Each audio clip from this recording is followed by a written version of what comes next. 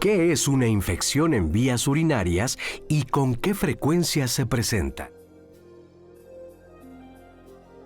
La vía urinaria está constituida por la parte superior, van a ser los riñones. En los riñones se produce la orina, se desecha la orina, es como un filtro en nuestro cuerpo, se produce la orina, se desecha y desciende por una serie de conductos. En la parte interna del riñón se encuentran por lo regular tres conductos, uno arriba, uno en medio y uno abajo, y esos a su vez se unen para formar uno solo que se llama pelvis del riñón. Y después de ahí, esa pelvis del riñón desciende un solo conducto que se llama uréter. Es como un popotito que va desde los riñones hasta la vejiga, que es la siguiente parte de la vía urinaria. En la parte final o distal del aparato urinario puede variar un poquito en el caso de los hombres y las mujeres. La prevalencia de las infecciones urinarias puede ser variable con respecto a varias situaciones. La primera es el hombre y la mujer. Generalmente en la mujer es más frecuente y puede alcanzar una prevalencia hasta de un 8%, y en el caso del hombre es menos común y puede alcanzar una prevalencia de un 3%. Evidentemente también puede haber aquí diferencias con respecto a varias situaciones, entre ellos la edad. Con respecto a eso, en el primer año de vida se presentan más frecuentemente en los niños que en las niñas. Y esto en muchas ocasiones es porque el prepucio, que es el pellejito que cubre el pene, no desciende correctamente aún.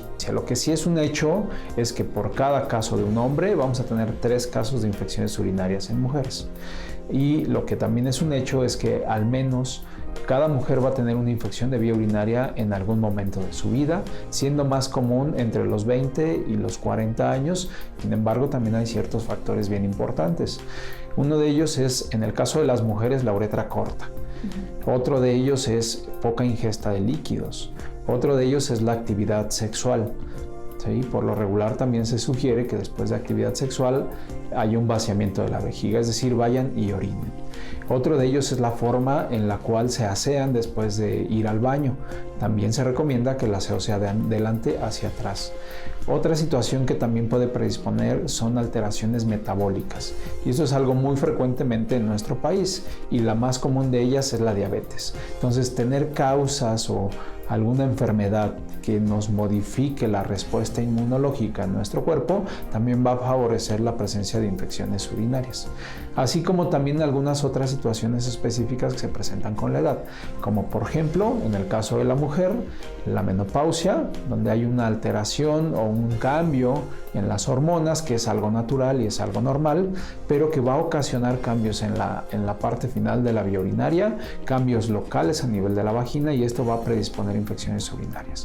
Y en el caso de los hombres, también con la edad, el crecimiento prostático, que va a ocasionar que no haya un vaciamiento correcto de la orina y por lo tanto haya más frecuentes infecciones urinarias.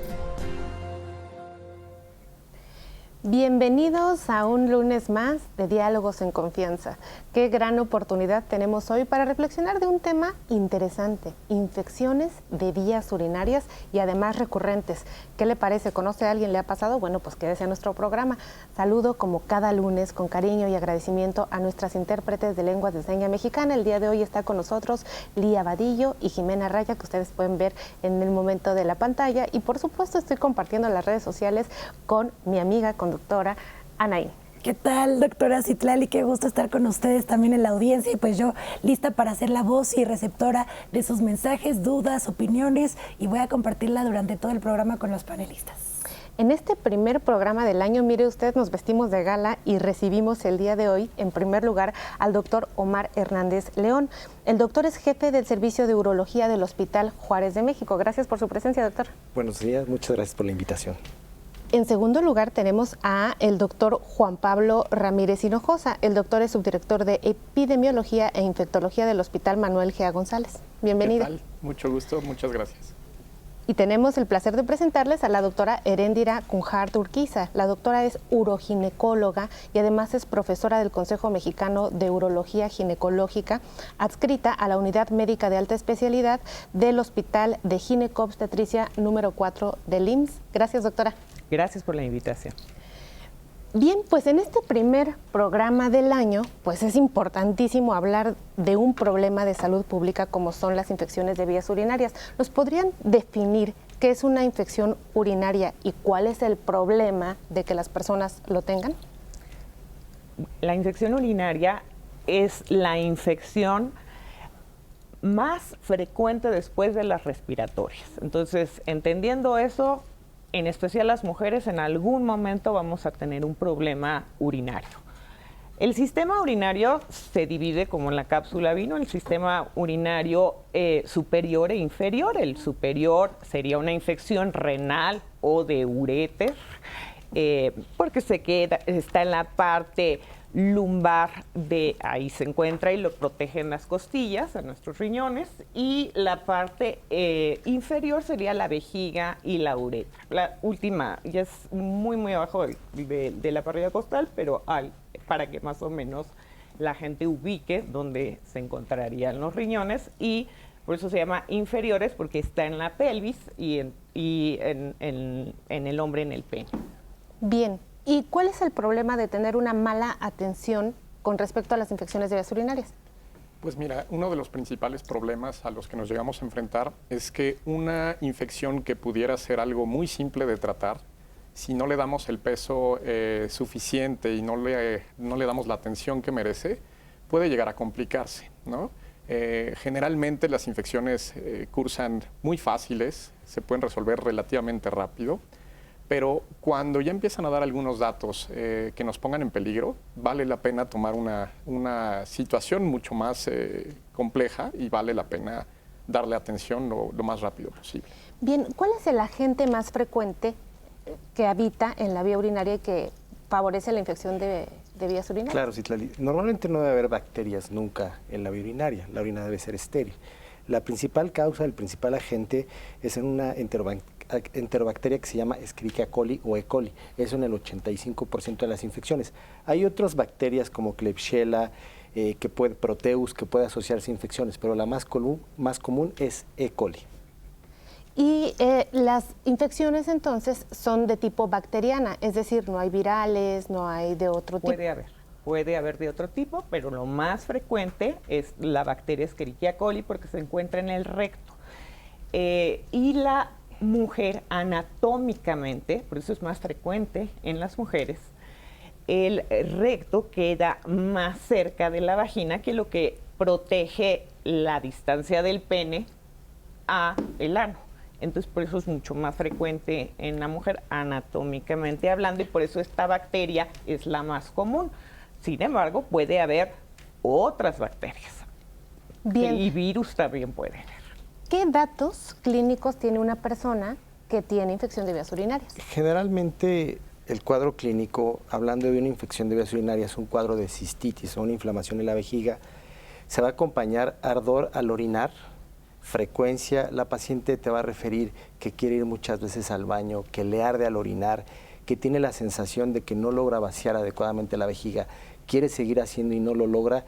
En ocasiones puede haber un sangrado en la orina, que le llamamos hematuria, un sangrado microscópico, macroscópico, que se va a asociar. La mayoría de las veces una infección de vías urinarias bajas o un cuadro de cistitis difícilmente se va a acompañar de fiebre. Como ya mencionó el doctor, cuando no tratamos una infección se puede agravar, se puede complicar en un cuadro de pielonefritis, como mencionó la doctora, que es una infección del riñón y que el cuadro es más aparatoso, puede haber fiebre, ataque al estado general, náusea, vómito, otro tipo de síntomas. ¿Y los hombres? En los hombres también es algo importante a tener en cuenta. Tenemos ahí tal vez la fortuna de que la anatomía nos beneficia, ¿no? Y nos hace menos propensos a este tipo de infecciones. Pero una vez que se llegan a identificar infecciones en el hombre, es importante tenerlo en cuenta, ya que una buena cantidad de ocasiones pueden ser complicadas. Pueden ser infecciones que requieran un manejo un poco más complejo, incluso una intervención hasta en algunos casos un poco más allá de solamente ofrecer tratamiento con antimicrobianos. Claro, vamos a introducirnos al diagnóstico, que es algo de lo que más nos interesa, porque a veces los síntomas pues no necesariamente dan el diagnóstico. Así que vamos a acercarnos con esta cápsula y regresamos a seguir conversando. ¿Se deben realizar estudios para diagnosticar una infección en vías urinarias? ¿Y por qué es importante? El diagnóstico para las infecciones de vías urinarias puede ser tanto clínico como con algún tipo de estudio de apoyo.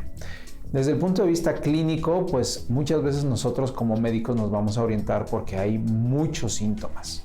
Generalmente es muy molesto, hay ardor, hay dolor, hay incluso sangrado al orinar. El paciente o la paciente no está nada cómodo y por lo regular busca atención de forma pronta u oportuna. Desde el punto de vista de estudios que nos van a apoyar, tenemos una serie de posibilidades. En primer lugar, podemos utilizar un examen general de orina. Y en el examen general de orina, por lo regular, buscamos la presencia de algunas sustancias que se asocian a que hay una bacteria, que es la causa más frecuente de una infección urinaria, aunque puede estar también causada por hongos o por parásitos o por virus, pero la más común es una bacteria. Y esta presencia de la bacteria nos va a dar algunas sustancias en la orina como nitritos, como esterasa, leucocitaria, evidentemente la presencia de células que están reaccionando en nuestro aparato urinario para atacar la infección y también la presencia de bacterias. Cuando nosotros tenemos varios de estos componentes nos va a apoyar para el diagnóstico o sospecha de diagnóstico de una infección urinaria. Sin embargo, el estudio fundamental para decir que tenemos una infección urinaria va a ser un cultivo de la orina. Y ese cultivo urinario nos va a decir qué tipo de bacteria está creciendo, qué cantidad de bacteria está creciendo y nos va a decir también la posibilidad de qué tipo de medicamento podemos utilizar. Y esto actualmente es sumamente importante porque frecuentemente se utilizan antibióticos y frecuentemente las bacterias son más resistentes o más fuertes y entonces es más difícil atacarlas. Desde el punto de vista no de laboratorio, sino ya de estudios de imagen, podemos echar mano desde un ultrasonido para evaluar la presencia de alguna otra situación agregada, como por ejemplo una retención de orina en el riñón, la presencia de alguna piedrita en el riñón que puede ser causante de infección, la presencia de alguna colección que nos puede hablar de una infección más severa alrededor del riñón, la presencia de un crecimiento en la próstata o de una piedrita en la próstata. Todos estos datos que son por medio de un ultrasonido nos pueden reafirmar también un diagnóstico, pero mucho más preciso de una infección de un sitio específico, no un diagnóstico general. Hay algunos otros estudios de imagen más sofisticados como tomografías, sin embargo también es importante recordar que los ultrasonidos y las tomografías no los usamos de manera rutinaria para el diagnóstico o como estudios de soporte para el diagnóstico de infecciones urinarias. Muchas gracias, doctor. Doctores, después de que el paciente refiere los datos clínicos que ustedes han dicho de infección de vías urinarias, ¿cuánto tiempo se debe de tardar para hacer el diagnóstico y empezar a dar el tratamiento?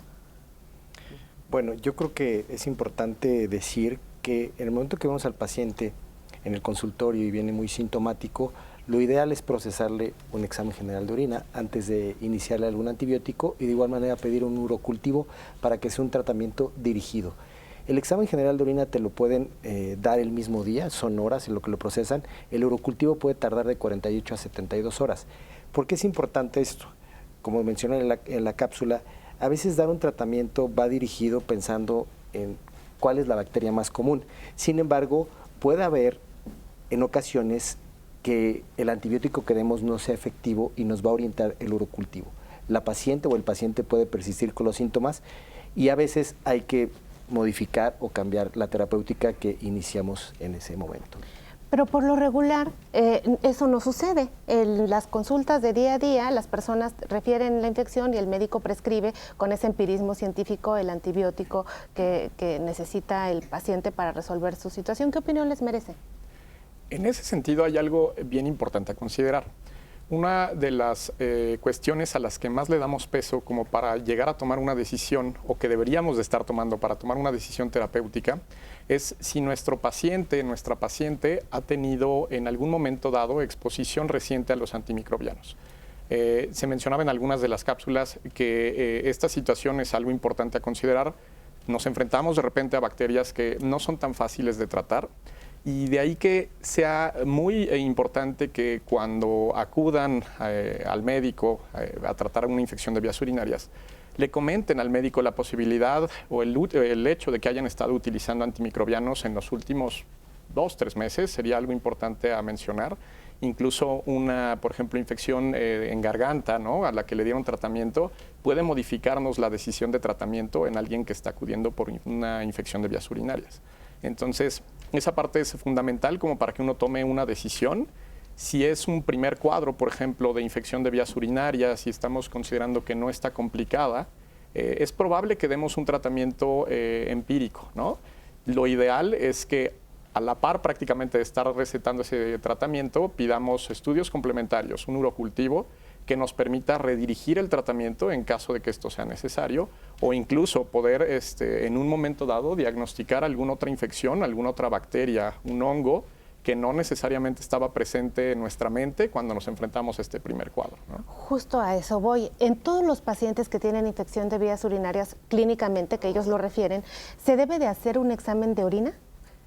La verdad, se debería de hacer un examen general de orina. Podemos incluso hacerlo en consultorio con una tira reactiva. Podemos ahí ver las bacterias, podemos ver si tiene nitritos, que nos da un dato, si está arrojando sangre, por ejemplo. O sea, podemos hacerlo rápidamente y hay que hacerlo. Yo no doy antibióticos y por lo menos no tengo una tira reactiva que me conste que hay datos tanto clínicos y lo corroboro, pido el urocultivo, ya independientemente empiezo el manejo y el urocultivo se me lo entregan en 3 días o en 5 días y veo que es otra la bacteria, entonces cambias el tratamiento al cual yo sé que voy a acudir. En México hay un problema muy grande. Es India, México y España tienen la mayor tasa de resistencia antimicrobiana justo para infecciones urinarias, porque han abusado del tratamiento antimicrobiano. La gente se autoprescribe o se siente bien 2 días con el antibiótico y ya. O sea, como ya no me molestó, lo suspende con un tratamiento de 5 días por lo menos. Entonces, ellos mismos van haciendo resistencia a los antibióticos.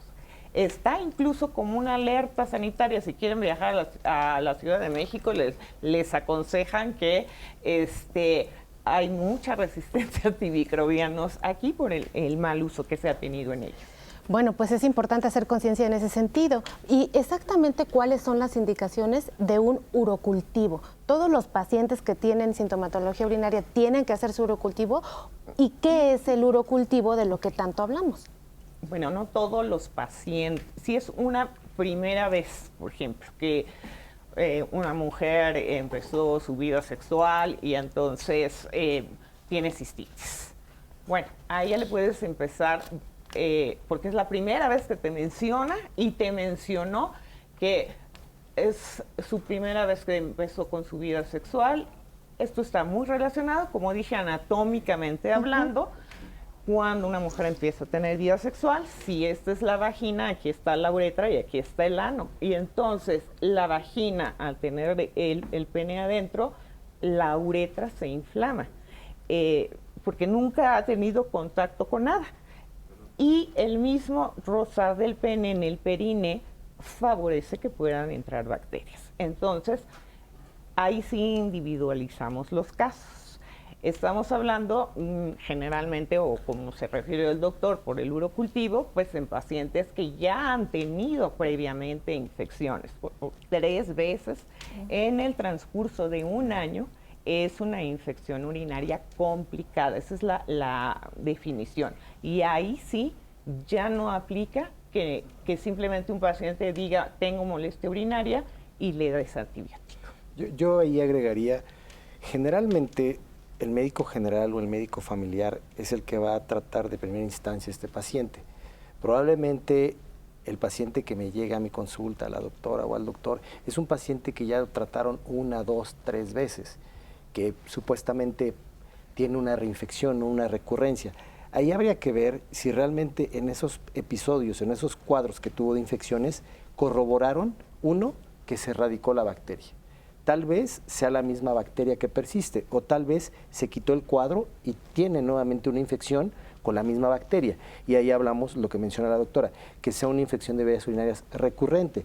Tiene 3 episodios en el año, 2 episodios en 6 meses. En esos casos yo creo que siempre es importante corroborar con un urocultivo para darle nombre y apellido a la bacteria.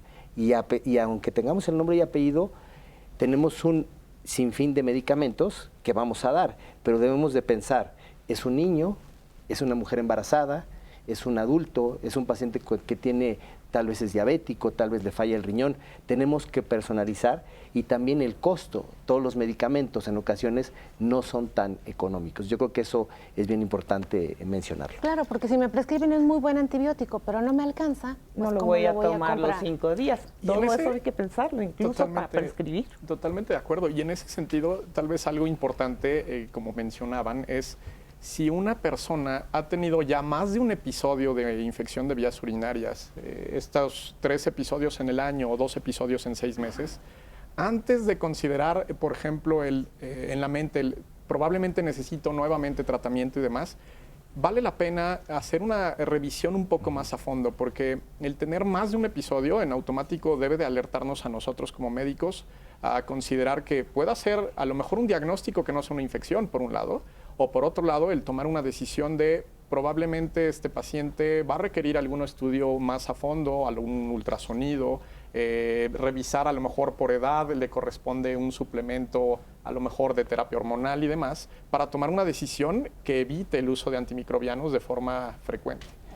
Uno se enfrenta y parece, yo escucho hoy del urocultivo, que es algo muy bueno para las personas, pero realmente el urocultivo, así solicitado sencillamente, y que las personas se pueden hacer el día pues menos pensado porque requiere que lleven una orina, ¿será la solución para dar el tratamiento definitivo? Es decir, ¿va dirigido contra bacteria, virus, hongo, o qué es ve un urocultivo, Sí. o solamente verá bacterias? No, ve bacterias y puedes pedir un urocultivo ampliado cuando ya es una paciente complicada, e incluso pedir antibiogramas específicos para saber de este grupo de antibióticos cuál es el que va a tener mayor efectividad. Estamos hablando de penicilinas, sus derivados, que son las cefalosporinas, que son de las grupo de antibióticos que hace más resistencia y de los que más usa la gente, porque hasta se lo sabe, y entonces estos sí son altamente resistentes. Entonces podemos pedir muchas cosas. Lo básico es el urocultivo, y en pacientes complicadas siempre se debe de pedir. No aplica Urocultivo no ampliado tenerlo. con antibiograma. Yo creo que ahí, como bien dice la doctora, es importante individualizar al paciente. Si yo tengo un paciente, tal vez que es un paciente con VIH, a lo mejor estoy pensando en otro tipo de infección por tuberculosis. Yo creo que tienes que individualizar y decir qué cultivos voy a pedir. No a todo el paciente le voy a pedir un cultivo para ver si hay tuberculosis, ¿no? Si hay micobacteria, no voy a pedir un PCR. O a una mujer embarazada, parte de su control va a ser que le hagan su examen general de orina. ¿Por qué? Puede ser una complicación que puede llegar a tener. Yo creo que es bien importante eso. No a todos le vamos a pedir todo. Como dijo el doctor, si tengo un paciente que ya tiene 2 cuadros, tal vez estoy pensando que tenga reflujo, una estenosis, algún problema de vaciamiento. Pero insisto, es ir individualizando a cada paciente. Totalmente. Por supuesto, porque, por ejemplo, las enfermedades de transmisión sexual pueden dar cuadros de infecciones urinarias crónicas que duran años. Y si no las pensamos, no pedimos cultivos especiales, que no es un urocultivo.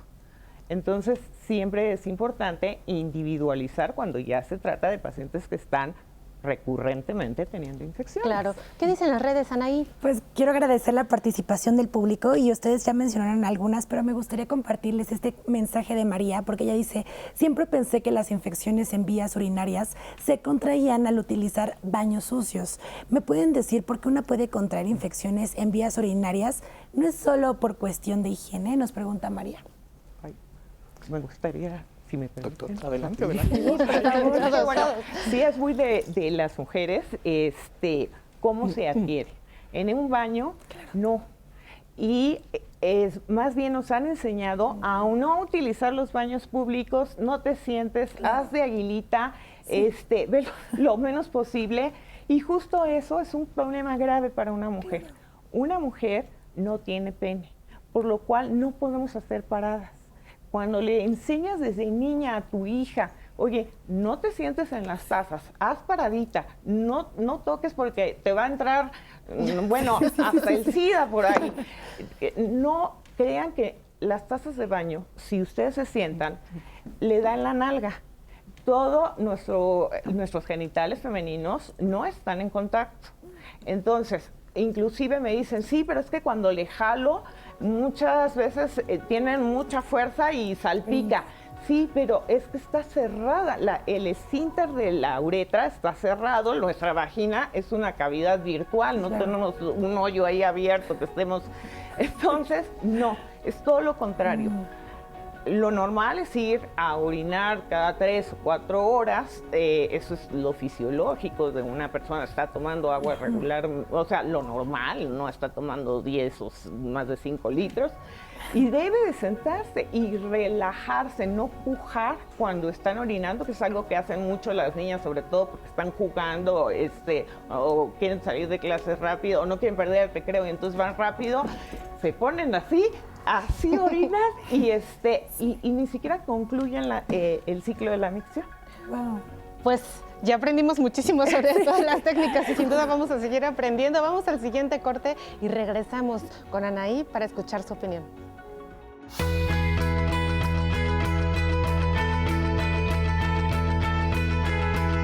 Es importante que la mujer realice la limpieza de adelante hacia atrás luego de orinar o evacuar, pues en dirección contraria, las bacterias del recto entran a la uretra y pueden predisponer a una infección urinaria.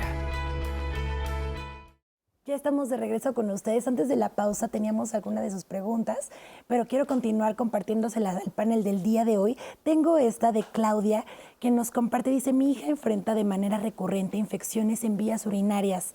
A pesar del tratamiento que sigue al pie de la letra, creo que es importante saber esto, al paso de menos de 3 meses vuelve a contraer una nueva infección. ¿Será que el antibiótico o el tratamiento no es el adecuado? Nos está preguntando Claudia. Bueno, yo creo que hay que corroborar que realmente el urocultivo salió negativo para considerar que se logró erradicar la infección. 2, dependiendo la edad, hay que ver que no tenga otra causa, alguna alteración anatómica, o si es tal vez ya una mujer con una vida sexual activa, que pudiera ser la causa, ¿no? El tipo de relaciones que tiene. Y yo creo que enseñarle, si es una niña, la higiene que había mencionado la doctora, es muy sencillo, separar los labios y secar. No es tallar de abajo arriba, de arriba abajo, y de esta manera vamos a evitar infecciones de vías urinarias. Doctor, pues un adelanto a esta pregunta que me gustaría que la voy a decir, para si alguien quiere sumar algo más, de Carmen, porque ella nos pregunta, ¿la manera en que las mujeres nos limpiamos los restos de orina puede ser un factor de riesgo para contraer una infección en vías urinarias? ¿Cuál es la forma correcta? Nos pregunta. Sí, por arrastre mecánico, ella puede llevar, como yo dije, hay 3 centímetros de distancia de donde termina la vagina a donde empieza el ano. Entonces, es muy junto. Entonces, por arrastre, si se toma el papel de baño y se limpia de atrás para adelante, se va a contaminar. Toda mujer tiene que entender que desde que tiene una niña, tiene que limpiar el pañal de adelante, o sea, de clítoris hacia el ano. Esa toallita se tira, no se regresa para volverla a subir y a limpiar la niña, no, se tira, se toma otra y efectivamente se abre de adelante hacia atrás. Las mujeres, los adultas, nos limpiamos, terminamos una vez que estamos sentadas, por favor ya no hagan paradas, y se limpian de adelante hacia atrás, de la misma manera. Perfecto. Y ojo también con los papás que cambian los pañales de las niñas, que también niñas, está pasando. por supuesto. ¿Qué más? Importante. Tenemos esta pregunta de Alejandra Ramírez que nos deja en llamadas. ¿Cuánto tiempo tarda en incubar una infección urinaria? En menos de 24 horas. Sí, exactamente. Realmente el periodo de incubación va desde las 12 horas a las 24, 48 horas. ¿Qué puede cambiar un poco el tiempo de incubación? La bacteria o el microorganismo al que nos estemos enfrentando, pero lo más común es que prácticamente en un par de días estemos o logremos incubar una infección de vías urinarias. Y ahí me gustaría aprovechar un poco para una cuestión que se mencionó hace ratito con relación a la toma de los urocultivos. La verdad es que vale la pena que un urocultivo cuando se tome sea bajo indicación médica, porque muchas veces queremos como pacientes el ahorrar pasos con el médico y demás, y el problema es que nos pueden llegar a dar algún resultado y que no sepamos interpretar, porque seguramente va a haber crecimiento, ¿no? Hay algunos momentos como muy particulares donde se deben de tomar los urocultivos y en otros nos puede crecer algo sin que necesariamente implique que esto se trata de una infección y obviamente nos ponga en peligro de que recibamos un tratamiento que no necesitamos, por un lado, y por otro lado que nos genere estrés cuando no lo necesitamos tener porque seguramente no tenía ningún peso ese cultivo, ¿no? Bien. Doctor, qué bueno que menciona esto de los tratamientos porque justo tenemos una cápsula preparada para ustedes que creo que va a resolver alguna de sus dudas de la doctora Jennifer Reyes. Vamos a verla y regresamos aquí al panel. ¿Qué tratamientos existen para las infecciones en vías urinarias? Las infecciones de vías urinarias se clasifican principalmente en complicadas o no complicadas. Todo esto pues depende del tracto urinario, si se encuentra con alguna alteración anatómica, funcional, en los pacientes que tienen diabetes mellitus, en los pacientes inmunocomprometidos y en las mujeres embarazadas, principalmente a eso se le llaman infección de vías urinarias complicadas. Vamos a tener diferentes infecciones, como es la cistitis, en donde principalmente la afección es en la vejiga. En este tipo de pacientes también hay que tomar en consideración si es complicada o no complicada, y la que con mayor frecuencia se presenta es la no complicada, dependiendo de los factores de riesgo.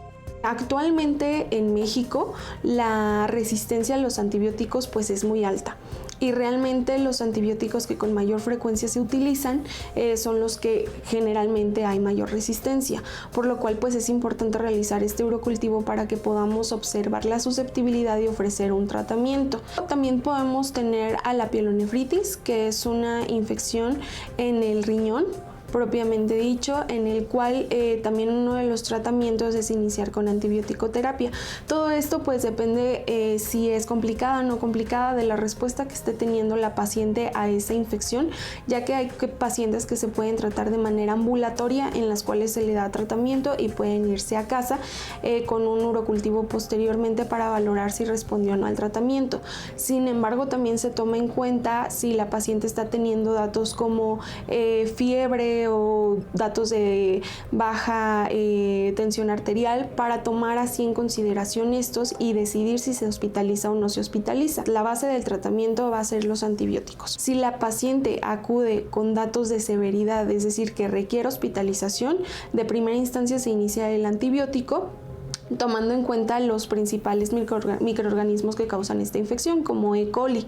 Se toma el urocultivo y en cuanto salga el resultado del urocultivo, nosotros tomamos la decisión si seguimos con el mismo antibiótico o tenemos que cambiar de acuerdo al resultado del antibiograma de la susceptibilidad de este microorganismo a estos antibióticos.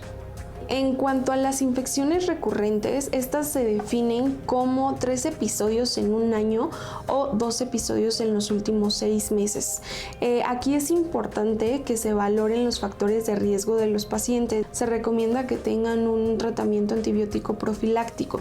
Este puede ir de consumirlo diario en la noche o inclusive hay diferentes antibióticos que pueden tomarse cada 10 días, dependiendo de la presencia o no de los cuadros de infecciones en los pacientes. Muchísimas gracias, doctora, por esta orientación que vamos a seguir platicando aquí, porque dijo puntos muy interesantes la doctora, sobre todo con respecto a las infecciones que son recurrentes. La doctora ya nos explicó cómo se definen, pero ¿qué tan frecuente es tener estas infecciones recurrentes? Bastante frecuente. En una mujer, sobre todo porque tenemos mala educación sobre los hábitos de limpieza e higiene desde la niña. Y no me dejarán mentir, pero cualquiera que tenga una niña no le está dando estas indicaciones. Exactamente en México, hasta el 80% de la población femenina va a tener, ni siquiera es la probabilidad, lo va a presentar por ser mujer. ¿Pero por qué se presenta la recurrencia? Sí, existen 3 factores. Uno puede ser anatomía. puede haber defectos del nacimiento que pueden ser desde muy mínimos hasta defectos, hasta alteraciones anatómicas mayores. Por ejemplo, las personas que nacen con problemas en las orejitas y sin dedos o con más dedos de lo normal, hay relación embriológica con algunas malformaciones en el riñón, malformaciones uterinas que también se acompañan de malformaciones en las vías urinarias. La mecánica es otra. Esas son las anatómicas. La mecánica es que la función de la vía urinaria tiene que estar íntegra. Se recolecta en el riñón, se depura lo que necesita y lo que no se desecha del riñón, baja por el uréter. Y si todo esto tiene algo que lo obstruye o un mecanismo en el que no está funcionando y después la vejiga, en vez de echar la pipira para afuera, no la puede echar por alguna otra problema, o la uretra, en vez de abrirse, se cierra cuando uno quiere orinar, pues entonces ahí ya no es la anatomía, sino la función de la vía urinaria la que está alterada. Habrá que ver también. Hay pacientes que tienen enfermedades que son más susceptibles a tener infecciones, como el diabético que ya se dijo, pero como pacientes que están con esteroides por mucho tiempo, pacientes neurológicas. Hay muchas causas, ahí ese ya es nuestro trabajo, detectar cuál es el problema. Para que se dejen de... Tal vez agregaría nada más, ya dijo bien la doctora, que tal vez tenga una piedra, una litiasis renal, que haga que se alojen las bacterias y que de esta manera pudiera tener esta recurrencia. Y la otra, que ya lo dijimos, el paciente no cumple el esquema de medicamento, no se hace un control y él considera que tal vez está teniendo recurrencias y probablemente nunca se erradicó el bicho o la bacteria desde un inicio. Claro, se individualiza, doctor, el tratamiento de las personas, es decir, se toma en cuenta la edad, los medicamentos que está tomando el paciente actualmente. Vemos, por ejemplo, a los niños que a veces son muy susceptibles. También tenemos por ahí alerta de algunos medicamentos que se utilizan para infección de vías urinarias, pero que producen algún daño al riñón. ¿O qué nos pueden decir acerca de justo este manejo? Hay esquemas muy específicos en niños, mujeres embarazadas, en pacientes que tienen insuficiencia renal, hacemos un ajuste de dosis. Yo creo que sí es bien importante eso, ¿no? Igual las alergias. Si tengo un paciente que es alérgico a la penicilina, a la cefalosporina, a las quinolonas, pues, ¿qué opciones? Tengo que pensar qué opciones le voy a dar. Hay gente que es alérgica a todo. Hay gente irresistente a todo. Y como una bacteria multiresistente a todo. Y otra cosa rapidísimo del urocultivo es que justo en el climaterio, en la menopausia, va a haber muchas mujeres que tengan bacterias presentes. Y se toman cada mes a ver si ya se les desapareció y empiezan a autoprescribirse antibiótico y viven un año con antibiótico. En la menopausia, lo normal es que haya bacterias. Si no hay síntoma alguno, no tiene por qué estar autoprescribiéndose la paciente. A propósito de ese comentario, doctora, nosotros sabemos que a veces justo por este tema de encontrar una bacteria no siempre significa que hay que dar un tratamiento antibiótico. ¿Nos pueden hablar de más de esto, por favor? Ok, es que ahí ya lo que tenemos que ir es a personalizar esa medicina, ¿no? Es como la apuesta que tenemos que estar haciendo. Si una persona tiene 2 o 3 episodios o se está volviendo algo repetitivo, mencionaban muy bien mis colegas en el sentido de tenemos que, descartar que no haya alguna otra cuestión que nos esté ocasionando eso y si la hay, resolverla. Y si no la hay, podernos ir a esta parte de la interpretación de, por ejemplo, el urocultivo, ¿no? Hay algunos microorganismos que por sí solos tienen resistencia a ciertos antimicrobianos y de ahí que tengamos que decidir una u otra agente para poderlas tratar. Y por otro lado, también las edades llegan a ser bien importantes, ¿no? No es lo mismo que decidamos un tratamiento en un niño a que lo decidamos incluso en un adulto mayor, ¿no? Los efectos adversos que podemos esperar, la decisión de darle tal vez tratamientos más cortos, llega a tener implicaciones. Entonces, sí es importante que cuando se tomen los cultivos o cuando se decidió tomar un cultivo por algún médico y demás, se tenga la interpretación correcta de acuerdo a lo que está manifestando el paciente. Porque si no, nos podemos llegar a confundir y llegamos a estar viendo un cultivo que no corresponde a los síntomas y que no corresponde a las necesidades de ese paciente para tomar una decisión de tratamiento. Por supuesto. Bueno, yo nos agregaría que nos llega a pasar, yo creo que ustedes, a todos los colegas, que prescriben un medicamento, tal vez el médico general, el médico familiar, y el urocultivo te menciona concentración mínima inhibitoria de un medicamento. Aunque aparezca que hay sensibilidad, nosotros tenemos que ver con detalle qué medicamento es el que necesito menos dosis de antibiótico para dárselo. Uno, ¿cuál es la mejor posología? ¿Qué es más cómodo para el paciente? Porque hay medicamentos que solamente son de uso hospitalario intravenoso. No voy a mandar a un paciente, si está asintomático, como lo dijo el doctor, ese tipo de antibiótico. Entonces, yo creo que tener mucho cuidado en cómo lo voy a interpretar, a quién le voy a dar, cuántos pacientes realmente ameritan ese antibiótico. Claro, y en la cápsula también vimos un concepto que me llama mucho la atención, que es tratamiento antibiótico profiláctico. ¿Los antibióticos son profilácticos? ¿Los antibióticos son preventivos? Solamente en las pacientes que ya tienen una cronicidad. O sea, ya es una paciente que identificamos que tiene algún problema y entonces a esa paciente en específico o a un paciente, a lo mejor prostático, en específico, ese paciente va a tener que usar dosis profilácticas, por ejemplo, al tener relaciones sexuales, porque siempre me da al tercer día una cistitis que no puedo ir a trabajar.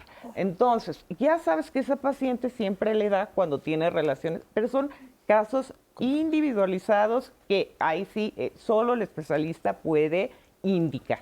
Es personalizar mucho porque no... Nosotros cuando vemos en la consulta a pacientes que han recibido tratamientos con esta etiqueta de profilácticos, la verdad es que en una buena cantidad de ellos podemos identificar alguna causa en la que no requiera necesariamente el profiláctico y deberíamos de estarle en la medida de lo posible buscando el disminuir o llevar prácticamente a nada el uso de profilaxis, por lo menos desde el punto de vista de infección de vías urinarias. Hay casos, como mencionaba la doctora, que no hay de otra, ¿no? Es la única posibilidad que tenemos por los cuadros de repetición que llegan a tener los pacientes, pero cuando ya hicimos un estudio exhaustivo de ellos, ¿no?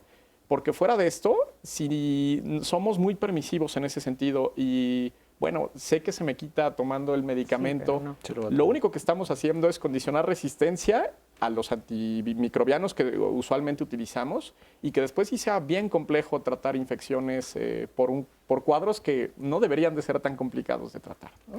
A lo mejor agregaría nada más, ya dijeron en qué casos, a pesar de que los educamos de que orinen después de tener relaciones y de esta manera la misma orina va a arrastrar las bacterias, llegamos a tener pacientes que se hacen una cosa que se llama cateterismo, que es utilizar una sonda para vaciar la vejiga, porque tienen una disfunción de la vejiga. En casos muy particulares vamos a dejar algún medicamento, algún antibiótico, pero muy, como ya dijeron mis colegas, muy particulares. Siempre aprendemos y reflexionamos sobre que la verdadera profilaxis tiene que ver con las vacunas y aparentemente en la vía urinaria hay un panorama que se está abriendo con respecto a la vacuna de las personas que tienen infección de vías urinarias, sobre todo recurrentes. Nosotros preparamos una cápsula que haremos a continuación y regresamos. ¿Las vacunas son una nueva terapia y cuáles son los riesgos de la automedicación? Actualmente también existen inmunomoduladores que se pudieran conocer como vacunas para el tratamiento de infecciones de vías urinarias. En los últimos 5 años quizá han tenido un mayor auge, ya que pues es un tratamiento relativamente nuevo.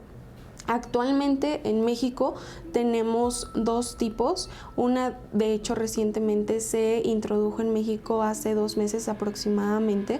Sin embargo, como tal, no son vacunas, ya que una vacuna es una sustancia que genere una reacción en el cuerpo humano para la producción de anticuerpos y si esta persona se encuentra expuesta a estos microorganismos, genere una reacción. Eso no se genera justamente en estos inmunomoduladores. Lo que se favorece es la reacción de ciertas sustancias que actúan en la respuesta inmune humoral, favoreciendo así el reconocimiento a estos microorganismos que se pudieran presentar en las infecciones de vías urinarias. Estos inmunomoduladores están compuestos de cepas de E. coli que se encuentran lisados, es decir, que se encuentran inactivos en esa sustancia para poder generar esta respuesta y posteriormente atacar de cierta forma a las bacterias que pudieran generar infección de vías urinarias. Se recomienda en pacientes en los cuales, pues a pesar del tratamiento antibiótico, estos cambios y demás, realmente no hemos tenido una eficacia o que justamente han tenido mayor resistencia a estos antibióticos. De acuerdo al antibiograma, observamos que no tienen ya una opción terapéutica en cuanto al tratamiento antibiótico, pudieran ser una opción. La vacuna y ustedes lo toman. Y regresamos a nuestro foro para seguir conversando sobre vacunas. Doctores, por favor. Bueno, este año tenemos en México una vacuna para infección de vías urinarias que se da por vía sublingual. Son 2 disparos diarios por 3 meses. Tienen las 4 bacterias principales, las más frecuentes para infección de vías urinarias. No se usa en todos los pacientes, no va a salvar de tener una infección urinaria. O sea, es una vacuna solo con indicación urológica, porque nosotros sabemos a quién sí le puede beneficiar. Entonces no se pone como la vacuna del COVID para protegernos a todos, porque sabemos que a todos nos puede proteger. Esta vacuna sí tiene sus especificidades justo en pacientes con recurrencia, pero no en pacientes que estamos autocateterizando. O sea, sí Claro. tiene que ser dada por un especialista. Bueno, ¿y qué me pasa si me vacuno y yo no tengo factores de riesgo? Es que en esas pacientes no le va a ayudar, nada más va a gastar. Es una vacuna muy cara, no existe en el sector salud, por ejemplo, y va a gastar muchísimo dinero y no va a recibir beneficios. Esa es la vacuna nueva, pero también sabemos que hay algunos liofilizados más antiguos a otras vacunas. Ok, lo que pasa es que, bueno, ahí hay esta otra gran parte que está de moda en la medicina, ¿no? Que tiene que ver mucho con estos liofilizados y con los lactobacilos y demás, donde realmente sigue habiendo mucha controversia, ¿no? Hay algunos artículos científicos que apoyan su uso y que se ha visto que disminuyen infecciones de vías urinarias sintomáticas, pero tenemos la contraparte, ¿no? Donde también hay estudios donde la eficacia no demuestra, ¿no?, ninguna utilidad de estos liofilizados. Entonces, seguramente más adelante tendremos más información en esto. Ahorita, el que lo usemos o no lo usemos, la verdad es que no implica absolutamente nada, ¿no? Habrá personas que se puedan beneficiar sin que tengamos la certeza de que se están beneficiando, o sea, la simple idea de estar tomando algo contra esta infección de vías urinarias lo que le pudiera ayudar, pero tal vez tenga más bien que ver con un efecto placebo que un efecto real que el que puede estar teniendo esos liofilizados. Bien, yo les quiero hacer una gran pregunta, doctores. ¿La vía urinaria es estéril o sí tiene ciertos microorganismos, la llamada microbiota de la vía urinaria que existe por todo nuestro cuerpo? Sí hay microbiota, sí hay. Obviamente aquí estamos hablando de bacterias patógenas que van a alterar el medio y ahí no sé qué pudieran. Y cierto número de bacterias, que es cuando ya consideramos que es que va a causar o ya es una infección. Entonces, sí, esas ya son cosas que muy específicas que nosotros somos los que tenemos que determinar. De forma reciente, tal vez me atrevería a decir los últimos 4 o 5 años, nos han cambiado mucho la perspectiva desde el punto de vista microbiología de sitios que considerábamos así tal cual estériles, ¿no? Porque no éramos capaces de identificar microorganismos que vivieran ahí. En la actualidad ya sabemos que existen microorganismos que pueden estar viviendo en la orina, pero ojo, algo que mencionaba el doctor muy importante, no necesariamente el que identifiquemos microorganismos, ¿no?, tiene que ver con que ese microorganismo nos esté produciendo alguna infección. Esto seguramente en los siguientes años nos dará a entender de mejor forma cómo es que hay algunos microorganismos que disminuyen la posibilidad o aumentan la posibilidad de que tengamos procesos infecciosos como tal demostrados, ¿no? Probablemente esto va a servir mucho como hábitos saludables. O sea, el estar obeso ya sabemos que nos va a tener una serie de enfermedades. Bueno, pero si orinamos frecuentemente, si las niñas aprenden a que se sientan, se limpian adecuadamente, tomamos lactobacilos, arándano, en gente que ha tenido antecedentes de infecciones, son hábitos saludables y los médicos podrían recomendarlo como una recomendación de hábitos saludables que se pueden hacer. No son tratamientos médicos. Podremos reforzarlos o algunos médicos darlo como hábitos que podrían ayudar a cierto tipo de personas como ayuda, no como un tratamiento. Ahí digo, es increíble, es increíble, a veces la gente nada más que no toma agua porque no le gusta el agua, empieza a tomar agua, ya se me curó todo, no estoy estreñido, orino bien, con los simples hábitos que acaba de decir la doctora. Pienso bien. No, Anaí. está perfecto, porque justo está hablando de hábitos de bebidas, consumo, que ahorita mencionaron arándano. Es que Kitty Valdés nos preguntó, ¿tomar jugo de arándano me puede ayudar a prevenir esto? A elevar su glucosa, sí, muchísimo, definitivamente. Yo creo que hay comprimidos de arándano que van a evitar esto. Una dosis muy alta de azúcar, lo que van a hacer son antioxidantes, no son para tratar infecciones. Se cree que crean una peliculita y va a impedir que se peguen las bacterias, pero no es un tratamiento que vamos a dar como para quitar un proceso infeccioso. Es bueno saber esto. Y a propósito de esto natural que dice Anaí, los remedios caseros es algo habitual en la población para el famoso mal de orín, como se conocen las infecciones de vías urinarias. ¿Hay algunos que ustedes reconozcan como peligrosos para alertar a la población? Específicamente me refiero a plantas. Sí, el té de pelos de elote, por ejemplo, que se usa mucho y es un diurético muy potente, obviamente sí se quitan muchos, pero no paran de orinar, entonces las bacterias barren, por eso hay que orinar frecuentemente y no ir 2 veces al baño. O sea, si vas 50 veces ese día, pues cómo no, pero te puede dar un desequilibrio electrolítico, puedes tener otro tipo de problemas por estar tomando sustancias que son buenas, pero no tienen la dosis. No sabes cuántos pelos de elote es la dosis óptima para cada individuo. Entonces, bueno, estos son remedios que, cuidado, pueden causar problemas. Doctor, iba a decir algunas, vi que estaba... No, lo mismo, palo azul, todo, negro, que hay mucha cantidad de herbolaria en México. Yo creo que, al final de cuentas, si consume líquido, no me atrevo a decir, como dice la doctora, la dosis, pero sí insistir que cambien sus hábitos, ¿no? Justo nos pregunta Esmeralda, ¿me podrían decir a qué se refieren con hábitos saludables? Estoy un poco confundida, ¿es de alimentación o de la limpieza o de a qué se refiere? Desde la alimentación, como dijo el doctor, mucha azúcar, donde hay azúcar siempre va a haber predisposición a mayor número de infecciones. Las micciones, que la mujer de veras cada 3-4 horas procure ir al baño sentada, no pujar de aguilita, forzarlo y no vaciar y salir rápidamente, limpiarse de adelante y hacia atrás desde niñas. Perfecto. Y tal vez la otra cuestión bien importante ahí sería cuando tengas o tienes ganas de orinar, ve a orinar, ¿no? Sí. Uno de los principales riesgos que implica el que haya infecciones de vías urinarias tiene que ver mucho con esto, ¿no? Es un mecanismo que tenemos. Vamos al siguiente corte y regresamos a seguir platicando.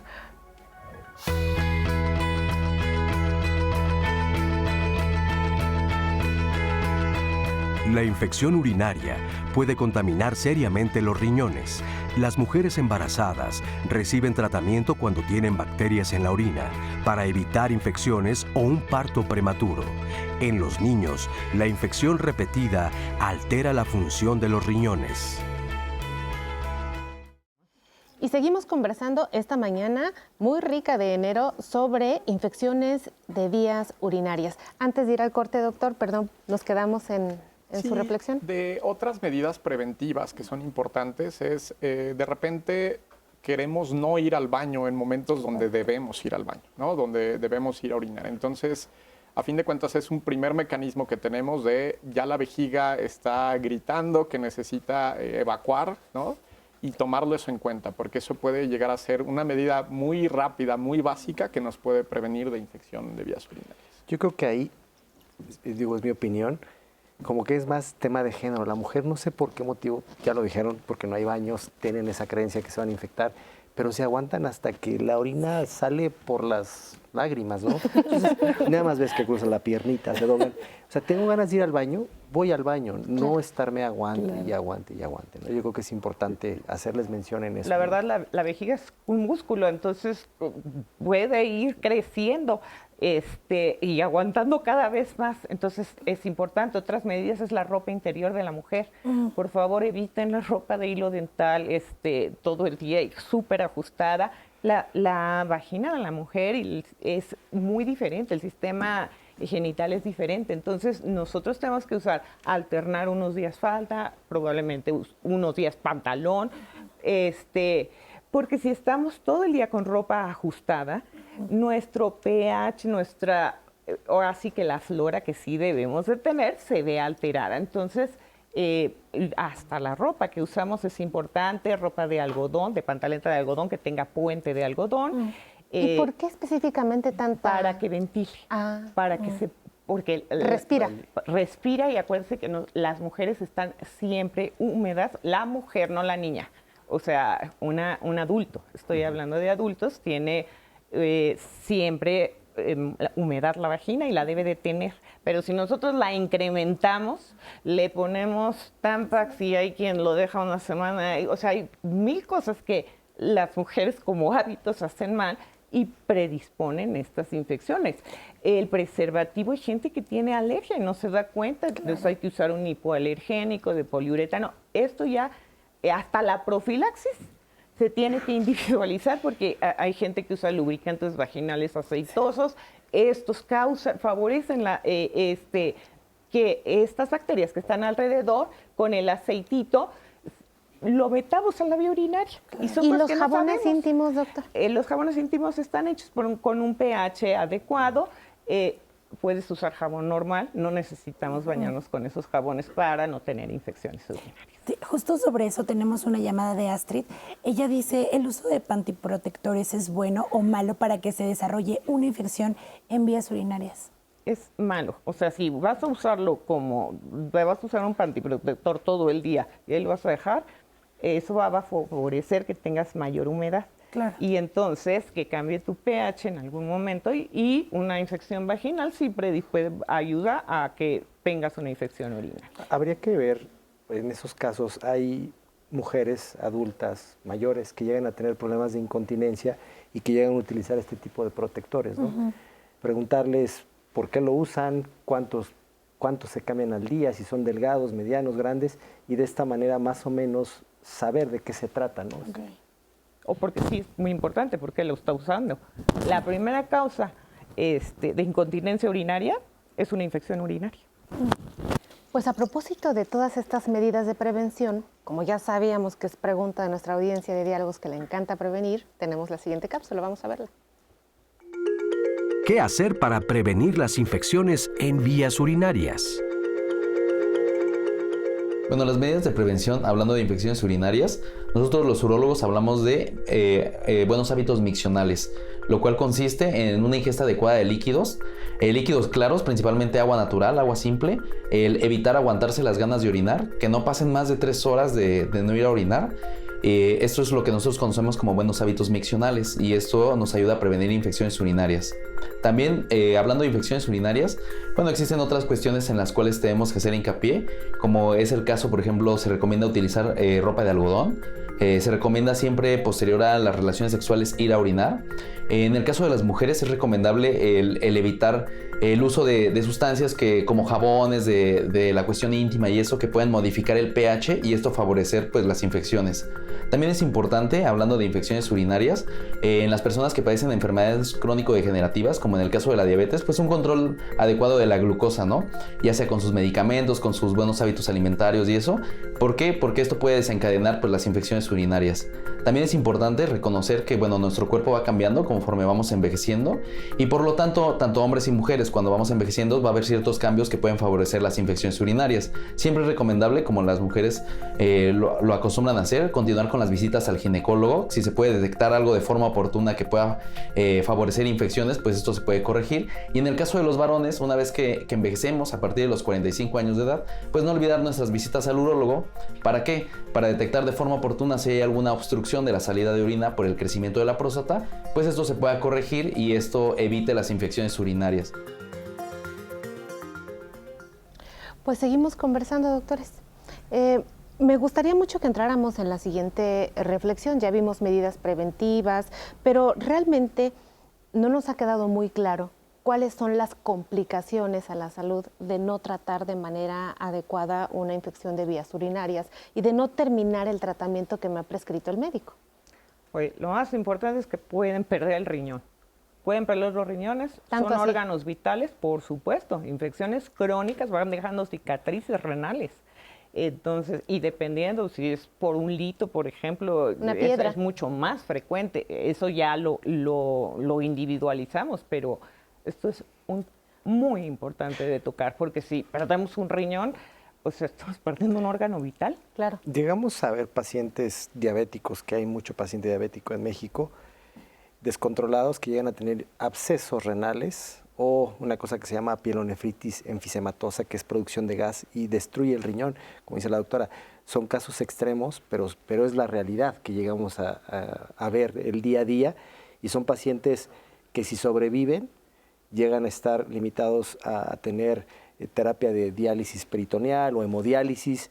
Entonces, sí, es un tema de un cuadro de infección de vías urinarias. Si no se trata a tiempo, se va a complicar. ¿A qué gravedad? Que se puede morir un paciente. Lo menos grave sería una cistitis hemorrágica, un cuadro muy sintomático, mucho ardor, sangrado al orinar, pero es poco probable por ese cuadro que llegue a fallecer, a complicarse un paciente. Pero hablando, cuando ya está involucrado el riñón, puede ser catastrófico. Y en las mujeres embarazadas pueden perder el bebé, o sea, pueden perder el embarazo. Por eso decía en la cápsula que se cataloga, aunque nunca haya tenido una mujer embarazada una infección, si la tiene en el embarazo, la vamos a tratar como una infección complicada, porque tenemos que protegerla a ella. Tiene un 2.5%, pero es de 100, 2 mujeres y casi 3 mueren, o sea, caen en un shock séptico. Entonces, ahí sí amerita toda embarazada que tiene una infección urinaria tratamiento médico. Desgraciadamente, cada vez es más frecuente encontrar en los estudios de los cultivos, precisamente que hemos estado hablando acá, una cepa que se llama Escherichia coli BLE. ¿Pueden hablarnos sobre esta bacteria? Pues realmente lo que confiere este BLE, el BLE significa beta-lactamasas de espectro extendido. ¿Y de qué nos habla? Nos habla de que tiene mecanismos de resistencia genéticos la bacteria que le dan resistencia a algunos de los antimicrobianos que solemos utilizar de forma frecuente y muchas veces se utilizan de forma irracional. Básicamente son de los que pertenecen a la familia de las penicilinas, las cefalosporinas. Este BLE a eso se refiere, ¿no? Que tiene resistencia extendida hacia ese tipo de familias. ¿Cuál es lo que pone en riesgo el que tengamos una Escherichia coli BLE, por ejemplo? Que tengamos opciones de tratamiento limitadas, ¿no? Los medicamentos que podemos llegar a utilizar son muchas veces no los mejores, por ejemplo, para que logren una buena concentración en vías urinarias, o los efectos adversos a los que nos podemos enfrentar son más grandes con respecto a si utilizáramos algún otro antimicrobiano, ¿no? Eso es básicamente lo que este BLE, esta Escherichia coli BLE significa. No la tenemos solamente en Escherichia coli, ¿no? Básicamente todas las bacterias que pertenecen a una familia que se llaman, pertenecen a los gram negativos y a una familia que se llaman enterobacterias, pueden tener estos mecanismos de resistencia. Y es importante en la consulta que el paciente sepa que tiene una cepa especial. Es muy importante. ¿O realmente no hay Es muy importante porque normalmente esa paciente siempre se está autoprescribiendo y buscando médicos para que le quiten la infección porque ven en un urocultivo que siempre aparece. Si el paciente no tiene ningún síntoma, por favor, no se autoprescriben, porque cada vez lo van a hacer peor. Todos nos vamos a enfermar y nos vamos a morir de algo. No podemos vivir por siempre. El día que a mí me dé un cuadro neumónico o un cuadro de alguna otra infección, ya voy a tener resistencia para poder salvar mi vida de otra infección, porque yo ya abusé durante años de los antibióticos y como sigo solicitando urocultivo y viendo esa bacteria, no me lo quitó, entonces voy a la farmacia, como ahora, o sea, el de la farmacia tiene que vender cierto número de recetas por día, entonces le van a dar el tratamiento, se lo van a dar y la van a complicar. Totalmente. Bueno, yo, obviamente, lo que están diciendo, igual le agregaría, a ver si nos comparte el doctor, que desafortunadamente ya hay bacterias MDR, multidrogo resistente, ya ni siquiera son BLE positivo. ¿Qué quiere decir esto? Que ya no tengo ningún tratamiento para darle. Y son pacientes que están hospitalizados, que estamos, bueno, los infectólogos hacen combinaciones y pues nos enfrentamos a eso, ya. Sin mencionar también que cada vez uno recibe más en la consulta gente que tiene recetas con antibióticos como ertapenem, meropenem. Exactamente. De hecho, ya los nuevos o la nueva idea de los términos, ¿no?, de multidrogo resistente o pandrogo resistente, ya se ha tratado de cambiar a poner, son bacterias de muy difícil tratamiento, ¿no? Y lo que implica el ser de muy difícil tratamiento es justamente las opciones que tenemos. Muchas veces ya no son opciones que podamos dar tomadas para que el paciente cumpla el tratamiento en casa. Ya son medicamentos que se tienen que prescribir por una vena, ¿no? Y implica estar hospitalizado o implica algunos programas muy específicos de dar antibióticos por vía intravenosa. Lo que complica muchísimo cuando nos enfrentamos a pacientes que tienen resistencia en estas bacterias es justamente lo que mencionan, la combinación de fármacos que tenemos que llegar a utilizar, por un lado, y por otro lado, el que vamos potenciando los posibles efectos adversos de los diferentes fármacos que utilizamos, ¿no? Híjole, qué tema tan más interesante y amplio. ¿Qué dicen nuestras redes, Anaí? No, pues así de amplio es porque también hay muchas dudas y muchos comentarios de la audiencia. Valeria Muñoz, ¿a las niñas se les puede realizar un urocultivo? Claro. Perfecto. Tenemos a Alejandra, me consta que la cistitis no causa fiebre, qué doloroso y qué malestar genera. Yo padezco mucho de infecciones en vías urinarias y no sé por qué son recurrentes, ya no sé qué hacer con esto, eso de Alejandra. Yo creo que a veces preguntamos si es una paciente joven con una vida sexual activa, a veces el tipo de relaciones, y muchas veces se me quedan viendo a qué se refiere, doctor. Sí tiene relaciones vaginal, oral, anal, hay ocasiones que llegan a utilizar cierto tipo de juguetes, ¿no? Y la higiene, lo que estábamos diciendo, la higiene, el orinar después de terminar de tener relaciones o de utilizar algún juguete, o de esta manera vamos a evitar. Y si es un caso muy particular que requiere, lo que habíamos dicho, profiláctico, porque tiene episodios de infecciones, lo vamos a individualizar.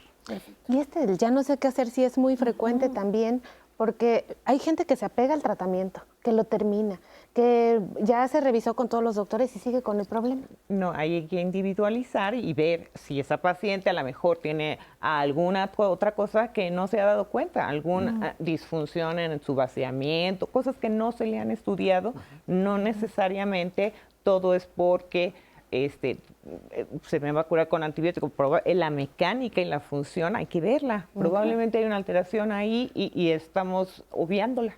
Habíamos olvidado en cuanto a los hombres, si el paciente está circuncidado o no.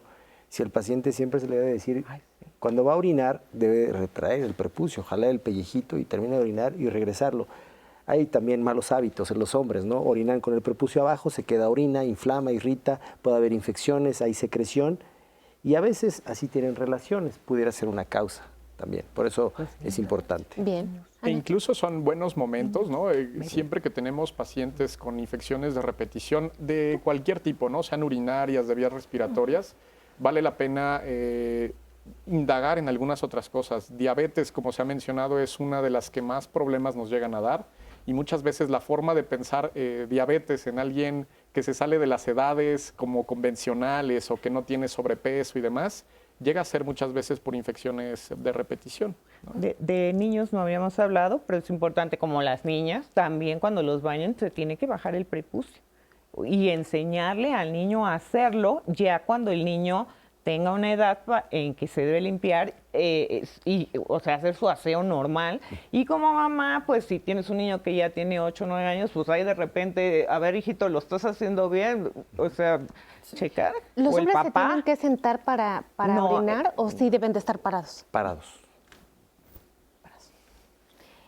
Tenemos esta pregunta de Karen. A partir de una inflamación tremenda en el vientre, que pensé que era resultado de una comida muy pesada, grasos y condimentada que hice, resultó que era una infección de vías urinarias. Nunca hubiera asociado que este tipo de infección se manifestara como inflamación del colon.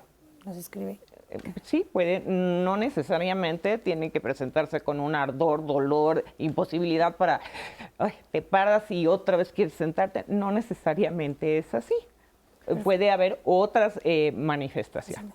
De hecho, por ejemplo, cuando solemos pensar en infecciones de vías urinarias altas, ¿no?, que llegamos a sospechar en pielonefritis y demás, muchas veces los síntomas no esperamos necesariamente que haya ardor o que tengamos alta frecuencia para querer ir a orinar, sino puede ser manifestado por dolor abdominal, por náusea, muchas veces por dolor en la espalda, ¿no? Y que se acompaña de fiebre. Uno de nuestros diferenciales a tener en cuenta es que pueda ser una infección de vías urinarias del riñón la que tengamos, ¿no? Muchos cuadros de apendicitis se confunden y son infección de vías urinarias. Pueden dar cuadros semejantes a esto. Super. Pilar dice, me impresionan los efectos que pueden tener los remedios caseros. ¿Cómo aprender a mantener un término medio entre cuidados y malas prácticas? ¿Qué hacer con esas voces familiares que nos dicen, nos enseñan lo que uno debe de hacer en el día? Es que a todas las mujeres, por lo menos de mi generación, era los baños públicos no se sienten las niñas. Es todo lo contrario, por favor. Si las mujeres se sentaran, no estarían salpicadas las tazas de baño por justo el hábito, entonces no tendrían asco de sentarse. Es todo lo revés de lo que nos han enseñado. Hay que reaprender. Sí. Nos pregunta Fernanda también sobre el tema de los varones. En el caso de ellos, ¿por qué tienen que hacer del baño parados? Y en el caso de que evacúen, o el famoso, es que nos ponen que hagan del 2 y hagan del 1, ¿tiene que sentarse y pararse? Bueno, obviamente por la ventaja o la facilidad de tener el pene es más fácil poder orinar parado y siempre, bueno, que van a defecar siempre va a ser micción y van a defecar sentados, ¿no? Digo, en ese sentido, por eso que el tramo del pene evita si llega a haber una bacteria que no entre tan fácil a la vejiga y que presente estas infecciones, a diferencia de las mujeres. O sea, no va a pasar nada si su pregunta era si el hombre micciona la taza. No se va a morir ni se va a infectar tampoco. Justo. Noemí dice, tienen toda la razón, desde niña siempre me aguanto para ir al baño, nunca voy, en cuanto siento ganas, siento que hasta después de un rato pues me aguanto. ¿Qué tan dañino puede ser postergar ir al baño? Pues ya nos dijeron los doctores que es muy dañino. A ver, yo quiero hacer una ahí porque si no se me va a olvidar. ¿Tengo que orinar aunque no tenga ganas? Si no tiene ganas porque ya se enseñó esa persona a orinar 2 veces al día, sí, ahora hay que entrenarla a orinar. Y yo lo hago muy frecuente en el consultorio. Les pido que orinen, se sienten y les enseño cómo es que deben de hacerlo sin pujar, sin hacerlo. O sea, les enseño cuál es la micción normal. Yo creo que ahí sería, o sea, no tengo ganas, siempre hay un estímulo, siempre va a haber el deseo. Siempre ir con el deseo, ¿no? Digo, hay pacientes que, bueno, voy a ir del otro lado de la ciudad, exacto, 2 horas, bueno, intenta orinar, ¿no? Para evitar a medio camino dónde me paro, ¿no? Y de esta manera tener que se distienda más la vejiga y pasen todo este tema que ya platicamos. Muy bien. ¿Anaí? Porque ahorita se me viene a la mente que siempre nos dicen antes de salir de casa como de, ya fuiste al baño antes de salir, ya fuiste. Y también en algunas ocasiones el tema del frío, ¿por qué genera esas ganas de ir al baño cuando hace frío? Pues no hay una explicación científica porque muchos pacientes te dicen, abre la llave y me dan ganas de ir al baño. Es que ese es un estímulo auditivo y reflejo al agua. Y eso sí desencadena ganas de orinar. Pues tenemos un público muy nutrido, como ya se han dado ustedes cuenta, que pues siempre nos interesa saber este tema porque a veces pensamos que nada más los médicos tenemos que prescribir, pero hay un grado de responsabilidad alto que deben de tener las personas, por supuesto, para poder estar haciendo esta labor de autocuidado. El 50% de la responsabilidad es mía porque yo tengo que aportar el conocimiento, pero el otro 50% es del paciente, que de veras lo lleve y después lleve a cabo componer todo lo que hemos hecho mal por mucho tiempo. Totalmente, reeducarnos es una misión. En el sentido del diagnóstico diferencial que estábamos mencionando ahorita con las preguntas de la audiencia, no hemos hablado de algo muy importante que son las infecciones cervicovaginales y que muy frecuentemente las mujeres las confunden con una infección de vías urinarias. ¿Cómo puedo hacer yo ese diagnóstico diferencial o decir, híjole, como que, por supuesto yendo al médico, pero qué recomendaciones les dan que puedan orientarlas a que no es urinario, sino es vaginal? Lamentablemente no lo van a poder hacer en su casa si tienen síntomas de inflamación en el bajo vientre, molestias, distensión, querer ir con urgencia, con dolor, deben de acudir al médico porque sí, o sea, lo tenemos que revisar y ver, porque no es platicado. Ahí empiezan los errores, ahí empiezan, voy y me compro estos óvulos en la farmacia, me pongo tales óvulos, le pido al de la farmacia la receta por tal ampicilina o derivados, y ese es el error frecuente que debemos cambiar. Y aprovechemos este programa para que la gente lo escuche y cambie, por favor. E incluso, perdón, algo que también vale muchísimo la pena en ese diferencial entre una cervicovaginitis, una uretritis, yo creo que vale la pena también ampliar y empezar a educarnos en el sentido de nuestra sexualidad y de nuestra salud sexual, en el sentido de, ok, dentro de los diferenciales nos vamos mucho a vías urinarias, a cervicovaginitis, pero tenemos por ahí algunas infecciones de transmisión sexual que se llegan a manifestar así y que muchas veces tenemos el miedo de querer pedir una prueba a nuestro médico. Creo que es un buen momento para que eso lo empecemos a reflexionar y podamos solicitar esas pruebas, ¿no? La verdad es que en momentos donde no ha dado más problema alguna infección de transmisión sexual y la detectamos de esa forma, creo que podemos impactar mucho. Doctor, nos quería comentar. Sí, yo creo que siempre les preguntamos, ¿no? ¿Tienes relaciones de riesgo? Y no nos referimos que si se aventan en paracaídas, si no usan preservativo, tienen muchas parejas. Y la otra, ¿no? Tal vez si tiene dolor al tener relaciones, si hay flujo, si hay secreción, no sé, hay ciertos datos que nos pueden orientar a pensar que además puede tener una infección vaginal.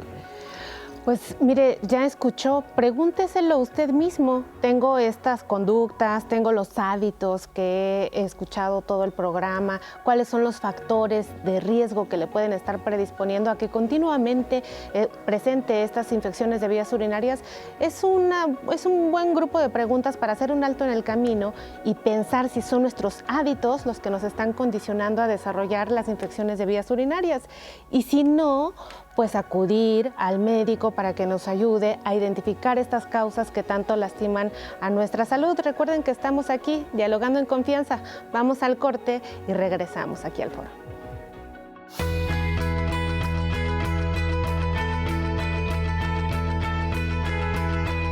El exceso y abuso de antibióticos fomenta la aparición de bacterias resistentes y más agresivas, dificultando el tratamiento de la infección en vías urinarias.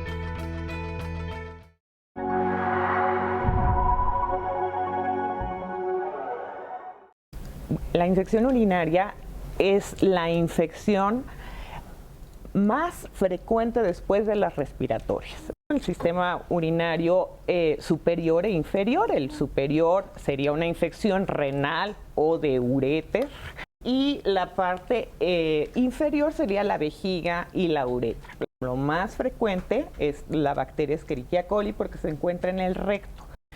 El recto queda más cerca de la vagina, que es lo que protege la distancia del pene a el ano. Entonces, por eso es mucho más frecuente en la mujer, anatómicamente hablando. India, México y España tienen la mayor tasa de resistencia antimicrobiana justo para infecciones urinarias, porque han abusado del tratamiento antimicrobiano. Cuando acudan al médico a tratar una infección de vías urinarias, le comenten al médico la posibilidad o el hecho de que hayan estado utilizando antimicrobianos en los últimos 2-3 meses, sería algo importante a mencionar. Incluso una, por ejemplo, infección en garganta, ¿no?, a la que le dieron tratamiento, puede modificarnos la decisión de tratamiento en alguien que está acudiendo por una infección de vías urinarias. Que sea una infección de vías urinarias recurrente, tiene 3 episodios en el año, 2 episodios en 6 meses. En esos casos yo creo que siempre es importante corroborar con un urocultivo para darle nombre y apellido a la bacteria. Si se toma el papel de baño y se limpia de atrás para adelante, se va a contaminar. Toda mujer tiene que entender que desde que tiene una niña, tiene que limpiar el pañal de adelante, o sea, de clítoris hacia el ano. Realmente el periodo de incubación va desde las 12 horas a las 24, 48 horas. Vale la pena que un urocultivo cuando se tome sea bajo indicación médica, porque muchas veces queremos como pacientes el ahorrar pasos con el médico y demás, y el problema es que nos pueden llegar a dar algún resultado y que no sepamos interpretar. Si no hay síntoma alguno, no tiene por qué estar autoprescribiéndose la paciente.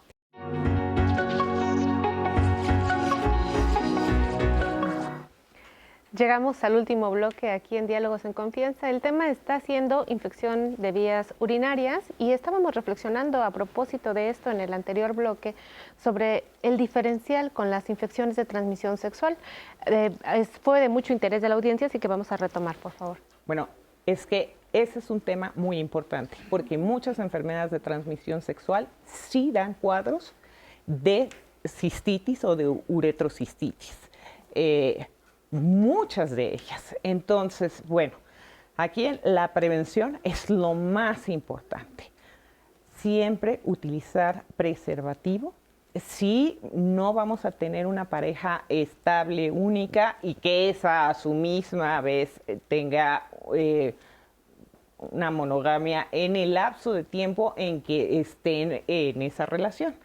Si se tienen múltiples parejas, debemos utilizar preservativo. Es muy importante, todas las veces, porque no usarlo una vez, no sabes si esa vez la vas a adquirir. Y hay muchas, y tienen un cuadro de infección urinaria. Los cuadros de infección urinaria a veces son crónicos, pasan 10 años, y si no piensa el médico en que es una enfermedad de transmisión sexual, porque siempre está quejándose de dolor suprapúbico, ardor para orinar, si no la pensamos durante el interrogatorio o el paciente le da pena comentarnos que tiene múltiples parejas sexuales, incluso de diferentes sexos, la verdad es que se acerquen a uno y no lo digan, porque esa es la manera en cómo los vamos a proteger. Esa es nuestra prevención, es que ellos sepan cuáles son los factores de riesgo. Bueno, existen. Yo tomo la decisión de tener relaciones de riesgo. Oye, vamos a protegerla porque justo ella ya no lo está diciendo. Entonces, ahí va la prevención. Yo creo que sí es bien importante lo que dijo la doctora, que exista la confianza del paciente de decirte, tuve relaciones, conocí una pareja, fuimos al baño, no usé preservativo. Ya tenemos ese detonante que vamos a pensar que pudiera tener desde una gonorrea, una clamidia. Y de esta manera, si el cuadro es florido, tiene secreción, tiene dolor y hay descarga en la uretra, podemos pensar que se trata de una enfermedad de transmisión sexual. Ahora, eso sería en el momento agudo. Las complicaciones que llegamos a ver por una enfermedad de transmisión sexual específico en los hombres, a veces forman estrecheces o estenosis en la uretra. ¿Qué va a condicionar en 10, 15, 20 años? Que no tenga un buen vaciamiento, que tenga dificultad al orinar, por ende, infecciones de vías urinarias. Entonces, sí es importante que el paciente nos diga cómo son sus hábitos sexuales. Claro. Y de esta manera encaminar el cuadro del paciente y darle un tratamiento dirigido, ¿no? E insistir, utilizar un preservativo no les quita nada ir a una tienda 5 minutos. A veces el decir dónde lo compro, dónde voy, para mí es como, pues es muy fácil ahora, no se tiene el acceso. Totalmente. ¿Qué dice la audiencia, Anaí? Tengo 2 preguntas de esto que me gustaría compartirles. Esta de Bella Almarán, que dice, cuando hay una infección en vías urinarias, también se le debe dar tratamiento a la pareja. Y lo quiero sumar con esta de Sol, que dice, el tratamiento cuando hay una ITS es para la pareja también. Va a depender mucho de la infección que tengamos, ¿no? Hay infecciones de vías urinarias que, como hemos estado mencionando, son frecuentes y que no necesariamente tienen que ver con que nuestra pareja las pueda tener o no. Para el caso de las infecciones de transmisión sexual, hay prácticamente todas, pero hay algunas que vale muchísimo la pena. Si las detectamos en alguna, ya sea en nosotros o en nuestra pareja, sí vale la pena hacernos una prueba nosotros también en ese sentido. Ahora, algo importante que mencionábamos hace algunos minutos con relación a estas infecciones de transmisión sexual, creo que tenemos que cambiar algunas cosas en nuestra mente, ¿no? Y esto es no considerar necesariamente que solamente aquellos que llegan a tener varias parejas sexuales pueden tener el riesgo de infección por VIH o de sífilis, gonorrea, ¿no? Puede ser que con una sola pareja sexual tengamos ese riesgo. Y de aquí que cambiemos como esa mentalidad, ¿no? Si vamos al médico, también se vale que nosotros como pacientes le digamos al médico, oye, creo que vale la pena, ya inicié relaciones sexuales, como parte de mi salud sexual, creo que vale la pena que me hagas estudios para descartar o en su momento detectar de forma muy oportuna a lo mejor un cuadro de VIH, a lo mejor un cuadro de sífilis, ¿no? Creo que esa parte ya nos toca también, no nada más como médicos estarlo ofreciendo, sino también nos toca como pacientes oye, como parte de mi tamizaje y demás, creo que vale la pena que consideremos esta parte, ¿no? Muy interesante. La verdad es que sí, y yo quisiera que tuvieran confianza. O sea, de decir, a ver, mi pareja sí tiene la vacuna del virus del papiloma humano, la verdad no lo tenemos. Yo en adolescentes incluso, yo tengo hombres y mujeres en mi casa adolescentes y siempre les digo, miren, yo no voy a preguntar nada. Si algún día quieren iniciar vida sexual, yo les voy a pagar, pero quiero van al laboratorio y lleven a su pareja si no ha tenido relaciones sexuales a hacerse un panel de enfermedades de transmisión sexual. Yo quiero proteger a mis hijos, quiero que ellos sepan que existen estas enfermedades, cuáles son las maneras en que se previenen y la verdad es parte de la educación de uno mismo saber con quién voy a tener relaciones sexuales y si esa persona me puede a mí contagiar. Y otra realidad es que mucha gente lo oculta. O sea, es mi primera vez, no he tenido hace 3 años pareja y ha tenido 50 parejas y no lo ha confesado. Ese también es un problema, que la gente no es sincera y honesta con la pareja que va a tener.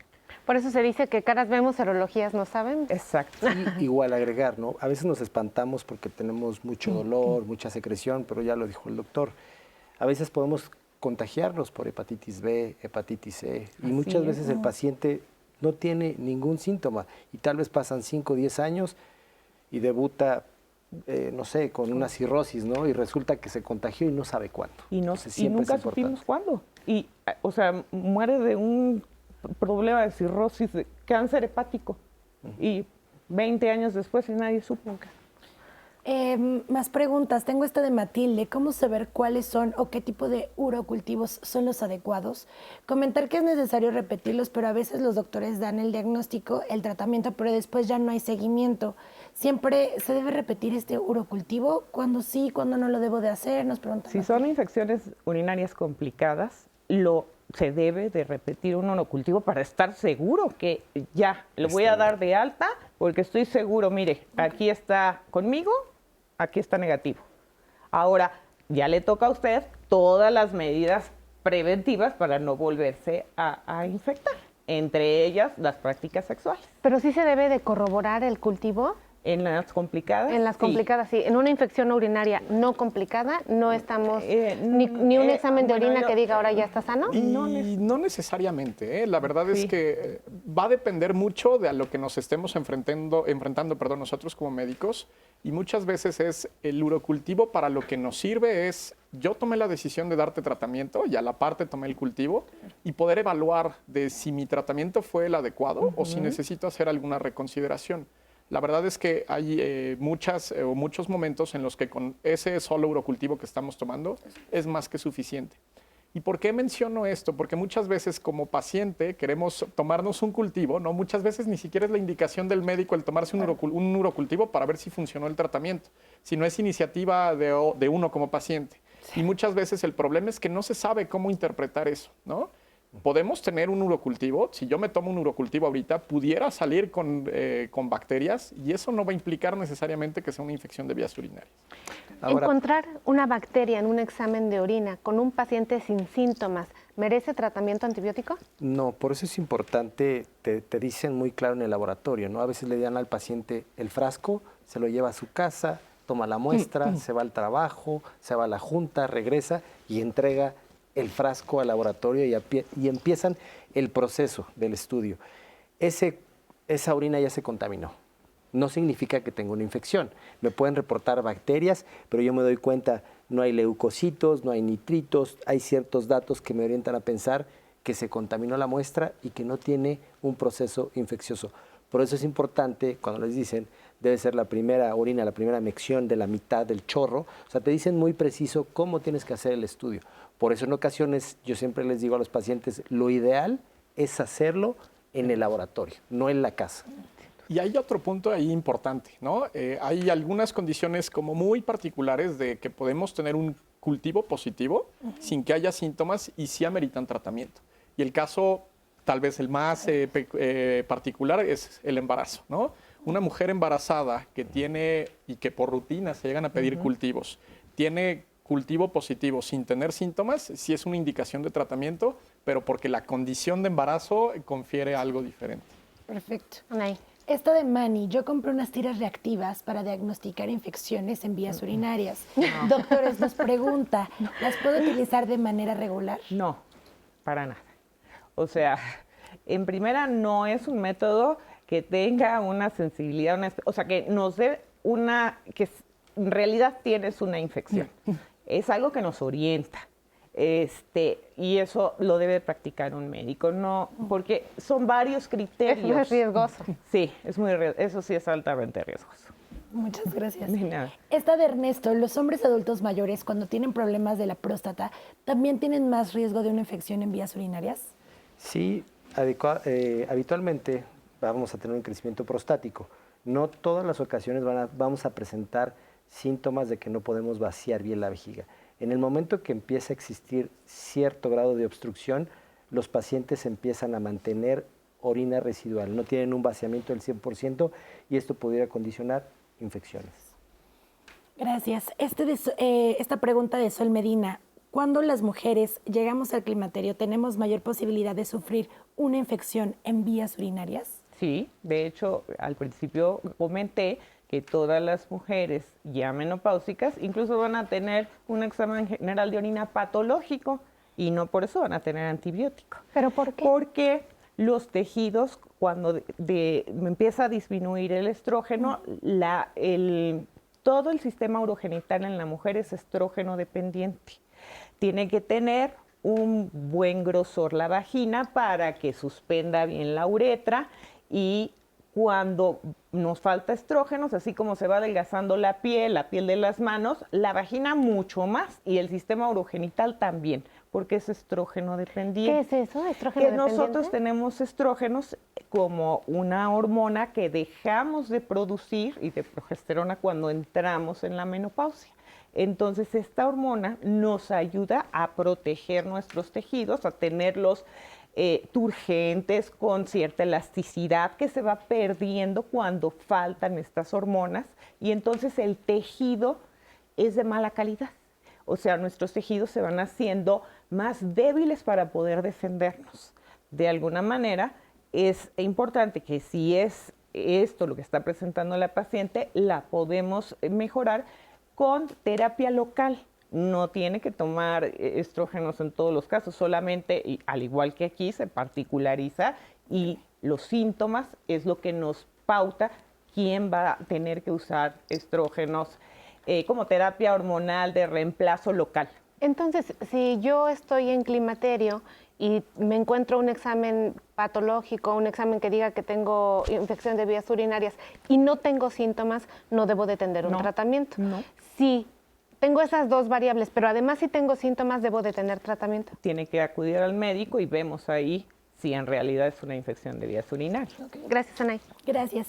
Esta de Pedro, que dice, si hay sangre en la orina, ¿es un problema de infección en vías urinarias? Pues ya no respondieron. No necesariamente. Puede ser cáncer. La sangre puede ser de un cáncer, puede ser un crecimiento prostático benigno, se forman varices en la próstata y a veces el hacer esfuerzo, el pujar para poder orinar puede condicionar el sangrado, puede tener una piedrita, ya sea en el riñón, en el uréter o en la vejiga que esté raspando la mucosa y condicione un sangrado. Como dijo la doctora, algún cáncer, un cáncer de vejiga, un cáncer de próstata.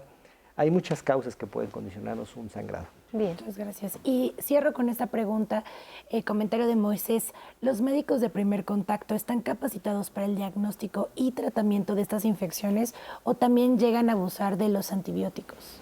No, deben de tener la capacitación, ¿no? Aquí que es importante, muchas veces cuando acudimos con un médico de primer contacto, ¿no? Tenemos que tener en mente que las herramientas que tiene a la mano no necesariamente son para descartar algún otro proceso de complicación y demás, ¿no? Entonces, muchas veces la función que tienen ellos es, si es algo, una infección de vías urinarias no complicada, es un primer evento, pueden dar un adecuado tratamiento y demás. Sin embargo, cuando el paciente pudiera ya llegar a tener más de un episodio o tenga alguna otra condicionante, llámese diabetes, llámese algún estado de inmunosupresión, alguna condición como específica, es el médico quien nos tiene que referir a ese paciente a un segundo o un tercer nivel de atención, ¿no? Perfecto, pues gracias, doctores, por responder a la audiencia. Gracias, Anaí, y gracias a ustedes por haber traído sus preguntas a este foro. Pues como ya se dieron cuenta, son muy amplias y a mí me gustaría cerrar un poco este programa con la reflexión acerca del uso indiscriminado del antibiótico. Y sobre todo, si ustedes quisieran alertarnos de algún tipo de antibióticos o todos los antibióticos que pudieran ser más perjudiciales para la salud y que algunos incluso han salido del catálogo de prescripciones. La gama más amplia de las cefalosporinas no es que hacen daño porque están mal indicadas y los pacientes se autoprescriben, no toman los días que se necesitan y muchas veces a veces ni lo necesitarían. Las cefalosporinas, digan nombres porque casi no lo sabemos. ¿Cuáles son los más frecuentes que están ahí afuera que la población se usa diario? Yo veo que se autoprescriben con Keflex, Keflin, con amoxicilina, ácido clavulánicos. Yo lo que veo que en las farmacias más recetas les están dando de esos antibióticos no prescritos más que por médicos que trabajan en las... O sea, esas son las que a mí me llegan con más frecuencia, no sé usted. El gran problema que tenemos es que muchas veces asumimos que con un antimicrobiano es suficiente para lo que lleguemos a tener, ¿no? Tenemos una infección en garganta, tenemos una infección en vías urinarias y en automático lo primero que nos viene a la mente es seguramente necesito un antibiótico. El gran problema que tenemos es que el uso inadecuado de los antibióticos que hemos utilizado de forma inadecuada, de que nos los prescribimos nosotros mismos o tenemos en la casa una cajita de a lo mejor mi tío que dejó cierta cajita y demás, ¿no? Llegamos a tomarlo pensando que estamos haciendo lo correcto porque el médico nos lo iba a prescribir.